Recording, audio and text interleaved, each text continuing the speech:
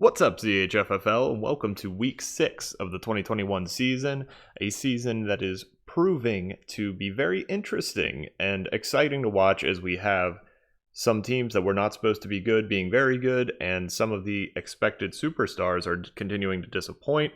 Let's talk about everything that happened in Week 5 before we get into this week's matchups. I went 4-2 with my predictions, bringing me to 16-14 on the season, above 500, but not quite where I'd like to be. I should be providing a little more accuracy for this content to be worth your while, but I did predict Max would get an upset in the game of the week, and he did so well that he got team of the week, thanks in large part to Jonathan Taylor having a broken play on a screen pass.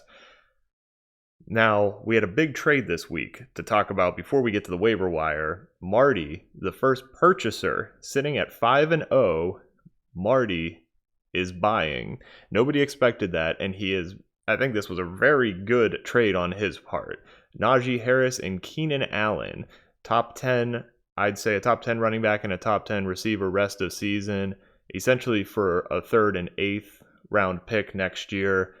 And Melvin Gordon has some value, but Darrell Williams and Jared Cook could easily find themselves on the waiver wire next year. I think many could have gotten more value for Harris and Allen. Maybe each of them could have fetched a 3rd on their own. So Marty, great finagling there, and his roster looks really good now. Marty, I think, is probably the favorite in the CHFFL Show conference.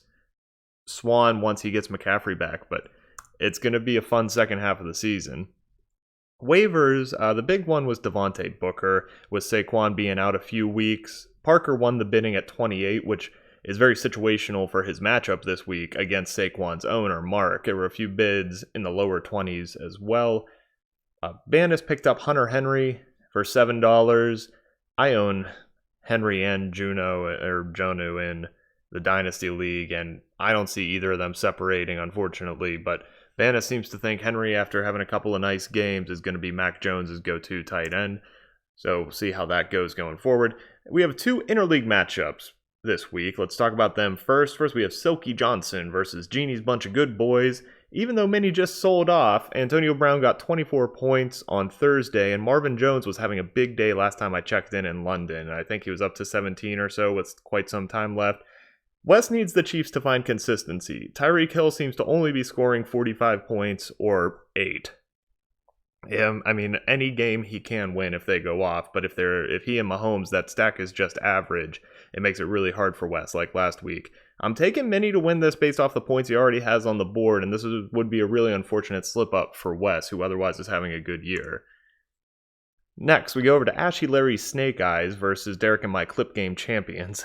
Leonard Fournette had his best game of the season on Thursday. Gotta love that. 34 points. Huge. Still no McCaffrey for Swan, though. Makes this a game that, could be okay. The Dolphins' defense were sucking when I last checked into that game. They had given up 17 points already and didn't have anything else on the board. I have Khalil Herbert with Montgomery and Williams out in front of him. He's starting for the Bears. Could that be a big day for him against Green Bay? Derek and I need somebody to have a big day to catch up after Fournette's 34. I'm taking Swan to hold on here. I think we'll do a respectable showing, though. I'm hoping for the rest of the season that 60-point game was just a fluke. Let's go into the CHFFL Show conference next. We got Wayne Brady versus Rick James Couch. JD only had 40 points from 4 players, including Tom Brady. Not a good start to the week for him. Grant is really hurting right now. If you've looked at his bench, Russell Wilson hurt, and of course that affects Tyler Lockett's value too. I think it hurts him more than DK Metcalf because Lockett's whole thing is his great chemistry with Wilson. Their catch percentage is extremely high. Wilson just seems to find him whenever the play breaks down. So Grant, really injured. This is a good time to be weak, though, because JD is having such a bad game. I'm taking Grant to hold on this week. Hopefully he can figure something out, though, with 7 or so guys hurt on his bench. And then, of course, he's holding Akers and Watson through the whole season. Makes it hard, too. He has no depth. Moving on, next we have Clayton Bigsby's Tricksters versus Tyrone Bigham's Crack Stars.